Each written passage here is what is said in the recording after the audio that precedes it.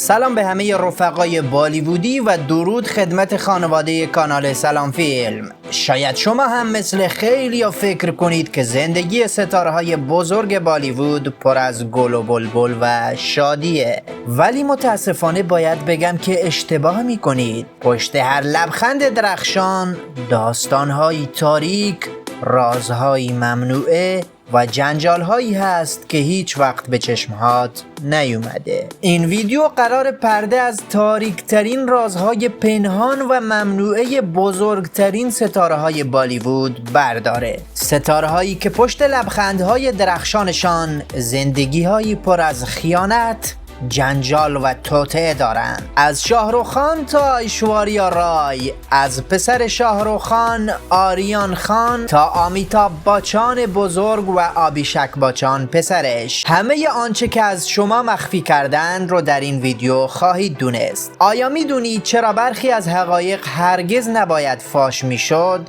چرا بعضیا حاضرند برای پنهانکاری هر کاری انجام بدن؟ اگه آماده ای که پرده ها کنار بره و دنیای واقعی و خشن بالیوود رو ببینی، تا آخر این ویدیو همراه کانال سلام فیلم باش. هر لحظهش برقاساست، هر کلمهش بمب خبریه و هر راز میتونه زندگی این ستاره ها رو برای همیشه تغییر بده. مخصوصا قسمت آمیتاب باچان و آبیشک باچان رو اصلا از دست ندید، چون همه ژانرها توش هست. افسردگی، شکست، شادی، خنده، کمدی، همه چیز رو توی اون دو بخش میتونید ببینید. قبل تماشای ادامه ویدیو یادتون نره که کانال سلام فیلم رو سابسکرایب کنید و زنگوله رو بزنید تا ویدیوهای بعدی رو از دست ندید. با ما همراه باش، چون وقتی پرده کنار میره هیچ چیز مثل قبل نمیمونه. حالا اگه آماده شدی تا دنیای تاریک و رازهای ممنوعه ستاره های بزرگ بالیوود رو کشف کنی، وقتش وارد دنیای پادشاه بیرقیب سینمای هند بشیم. کسی که نامش به تنهایی یعنی شاهرخ خان میتونه کل بالیوود رو زیر و رو کنه. میدونی همه شاهرخ خان رو به اسم کینگ خان میشناسن، مردی که لبخندش واسه میلیون ها نفر امیده.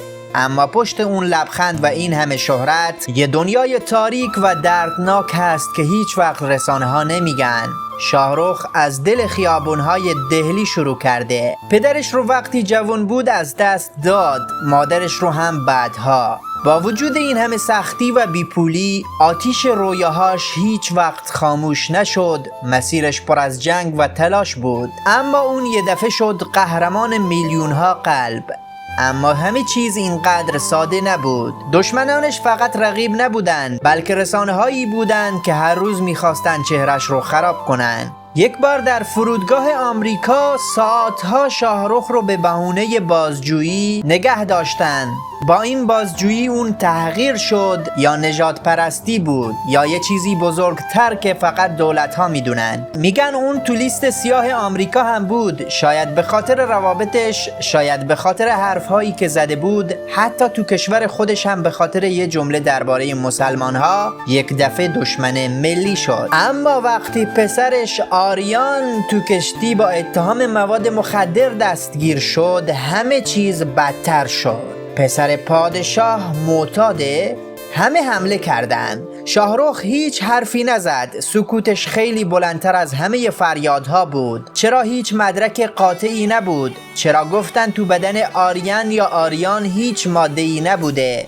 این فقط یه حمله به پسرش بود یا پیغام به خودش؟ میگن دشمنان سیاسی شاهرخ بهش هشدار دادن، یا سکوت کن یا خانوادت نابود میشه. اون روزا 3 تا فیلم هم شکست خوردن. واسه یه مردی مثل شاهرخ این فقط شکست نبود، یک فروپاشی کامل بود. اما پادشاه بالیوود سقوط نکرد. با فیلم پاتان برگشت، رکورد شکست و دوباره همه دنیا گفتند پادشاه هنوز زنده است. اما اون دنیای تاریک هنوز تموم نشده. دشمنان هنوز هستند. پشت اون لبخند زیبا دردهای پنهان هند دیده میشه و هر روز صبح مردی که پادشاه بالیوود شده فقط با یک سوال از خواب بیدار میشه: امروز چطور زنده بمونم؟ چون چند بار به خاطر ساختن فیلمهاش هم تهدید به قتل شده. بریم سراغ دنیای تاریک آیشواریا رای، فرشته‌ای که سایه‌های تاریک پشتش پنهونه. میدونی آیشواریا رو همه با اون زیبایی خیره کننده‌اش میشناسن؟ ملکه زیبایی جهان و چشمهایی که دل میلیون‌ها نفر رو برد. ولی پشت این همه زیبایی و وقار یه داستان پنهونی هست. سال 94 که تاج ملکه جهان رو گرفت، کسی فکرش رو نمی‌کرد روزی اسمش با دروغ، جدایی، خشونت و دنیای خشن بالیوود گره بخوره. رابطه ای که با سلمان خان داشت، همونطور که در ویدیوهای قبلی گفته شد، شاید ظاهرا عاشقونه بود ولی واقعیتش چیز دیگه ای بود. آیشواریا بعدها گفت سلمان بهم توهین میکرد، تهدید میکرد، یه بار حتی میخواست در خونمون رو بشکنه. ولی چرا اون همه سال سکوت کرد؟ میترسید یا قدرت سلمان و اطرافیانش اجازه نداد حرف بزنه؟ وقتی رابطهشون تموم شد همه شایعه میکردن که حالش خراب شده و چند وقت از دنیای هنر فاصله گرفت. اما این تازه اول ماجرا بود. درباره رابطه‌اش با سلمان خان بگم که بهتر سلمان رو خراب نکنیم و زیاد مدرکی از حرفهای آیشواریا هم وجود نداره. وقتی با آبیشک باچان ازدواج کرد خیلیا فکر میکردن وارد یه خانواده سلطنتی شده، اما واقعیت خونشون بیشتر شبیه پادگان بود. آمیتاب باچان پدر شوهرش خیلی کنترلگر بود.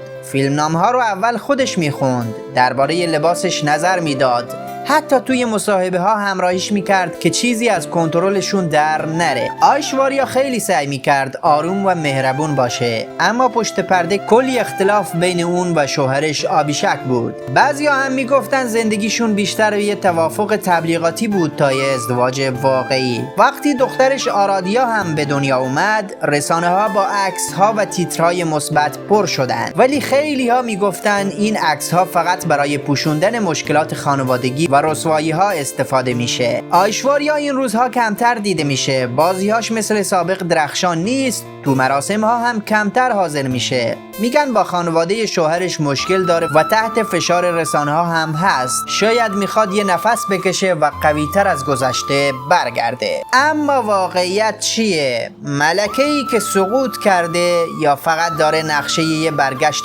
تاریخی رو میکشه؟ آیشواریا شاید زیباترین زن آسیا باشه، اما زیبایی همیشه حقیقت نیست. پشت اون چشمای زیبا دردهایی هست که بالیوود دوست نداره کسی بفهمه. حالا سوال اینه، اون قربانی قدرت مردانه شده یا یه مهره ماهر توی بازی پیچیده بالیوود هست؟ وقتشه بریم سراغ آریان خان، پسر شاهرخ خان، کسی که ویدیوی قبلی کامل بیوگرافی زندگی جنجالیش و پشت پرده دردسرهایی که ساخته رو خدمت شما ارائه دادم. بذار یه سوال بپرسم، پسر شاهرخ خان بودن یعنی چی؟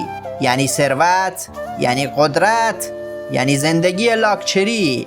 یا یه هدف آماده واسه تیغ زدن، تخریب کردن، له کردن؟ آریان خان فقط یه پسر نیست، اون وارث یه اسمه، یه خانواده است، امپراتوری که میلیون ها نفر باش بزرگ شدن. ولی یه شب، فقط یه شب، توی یه مهمونی روی کشتی کروز همه چیز عوض شد. یه کشتی تفریحی، موزیک، نوار، سلبریتی ها.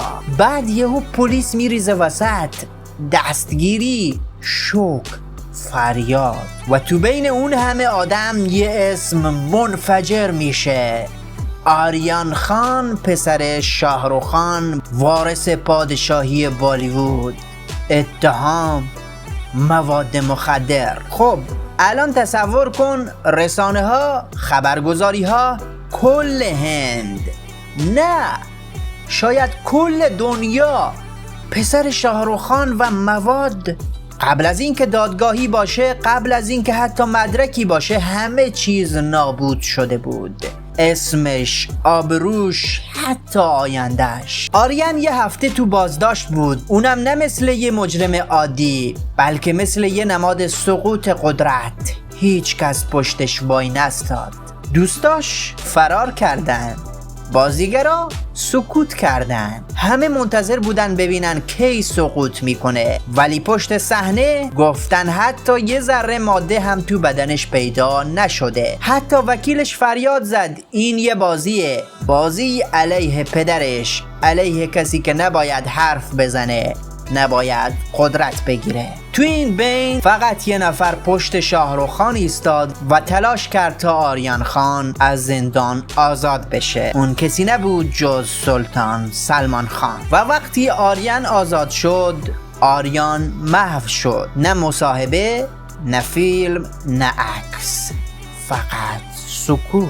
یه عده گفتن رفته درمان، یه عده گفتن افسرده است، بعضیا حتی گفتن اون شب اصلا هدف مواد نبوده، هدف خودش بوده، چون اسمش خان بود، چون شاهرخ خان پدرش بود. حالا سوال اینجاست، آریان قراره برگرده یا قراره برای همیشه مثل یه قربونی توی بازی سیاست و شهرت فراموش بشه؟ قراره روزی تاج پدرش رو بذاره روی سرش یا فقط به عنوان یه اسم باقی میمونه توی تیترهای قدیمی؟ جواب این سوالا هنوز هیچ کس نمیدونه، ولی یه چیزو مطمئنم، اون شب روی اون کشتی فقط یه مهمونی نبود، یه سیگنال بود به شاهرخ، به خانوادهش که مسیر شما آسان نخواهد بود.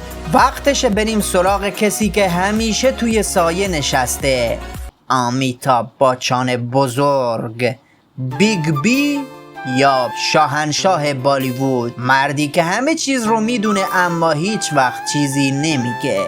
آمیتاب بچان، اسطوره‌ای که سکوتش ترسناکتر از فریاده. بذار یه چیزی رو صاف و پوست کنده بگم، اگه بالیوود یه کوه باشه، قله‌اش فقط یک اسم داره، اونم آمیتاب بچان بزرگ هست. صدایی که لرزه میانداخت، چهره‌ای که از تلویزیون تا پوسترهای دیواری نسل‌ها باهاش بزرگ شدن. اما همیشه یادت باشه، هر قله‌ای یه سایه داره و گاهی سایه از خود قله ترسناکتره. ماجرای آمیتاب بچان و رکا، عشق ممنوعی که هرگز فراموش نشد. همه چی از یه شایعه شروع شد، یا بهتره بگم از یه حقیقت پنهون.